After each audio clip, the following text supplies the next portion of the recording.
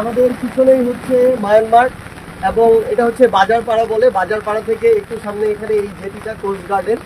তো আমরা আসলে বাংলাদেশের এই দক্ষিণাঞ্চলের যে ভূপ্রকৃতি, মাঠঘাট, রাস্তাঘাট, মানুষের কি অবস্থা, এগুলো আসলে দেখতে এসেছি। তো এই জায়গায় আমাদের কিছু ভাই আছেন, আমাদের ইয়াং জেনারেশনেরই একজন, যে এই আন্দোলনে অংশগ্রহণ করেছিল। ভাই উনি এখানকার ইজারাদার এই জেটির, এবং এখানে আরেকজন ভাই রয়েছেন, উনি সিএনজি চালান। তো আমার অ্যাকচুয়ালি তাদের কাছে কিছু প্রশ্ন আছে, এই প্রশ্নগুলো আমি করতে চাই।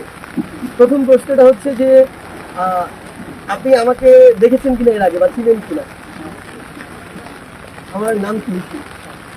আচ্ছা আচ্ছা, আমরা একটা হচ্ছে রাজনৈতিক দল করেছি অভ্যুত্থানের পরে, আজকে থেকে কয়েক মাস আগে। এটার নাম জানেন? কি নাম বলেন তো?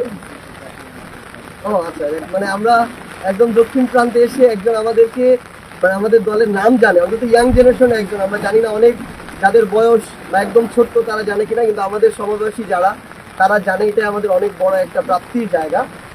ভাই এখানে আমরা যতদূর জানি যে যতটা আমরা এদিকে আসি তত বেশি মাদকের সমস্যা প্রকট হয় এই সীমান্তবর্তী বা টেকনাফ এরিয়াগুলোতে। তো এইখানে এখন মাদকের চোরাচালান ব্যবসা কেমন চলে? মানে আগের চেয়ে কম? বন্ধ একেবারে হবে না এটা জানি, কিন্তু আগের চেয়ে কম, অনেক কম। মানে আওয়ামী লীগের যেসব লোকজন এই মাদকের সিন্ডিকেট গুলো চালাইতো, তারা কি আছে এখন এলাকায়? কিছু কিছু বলে গেছে, কিছু কিছু আছে।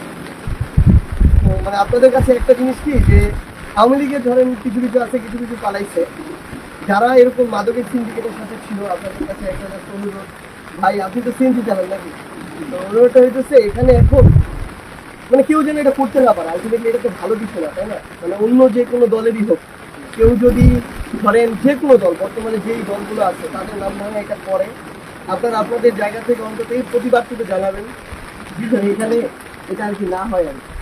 এটা আপনাদের কাছে চাওয়া। আরেকটা চাওয়া আছে, সেটা হচ্ছে আপনারা তো এক একজন এক এক দলকে আমরা ভোট দিয়ে আসছি এতদিন।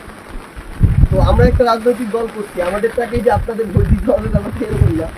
হ্যাঁ, কিন্তু মানে আমরা যেটা বলবো যে যারা ভালো মানুষ তাদেরকে আপনারা আপনাদের জায়গা থেকে ভোট দিবেন, এটাই আহ্বান আমাদের। আর আপনাদের এলাকায় আগামীতে যারা মাদকের চোরাকারবারি করবে, ধরেন দুর্নীতি করবে, সিন্ডিকেট করবে, চাঁদাবাজি করবে, তাদেরকে যেন আপনারা ভোট না দেন। এই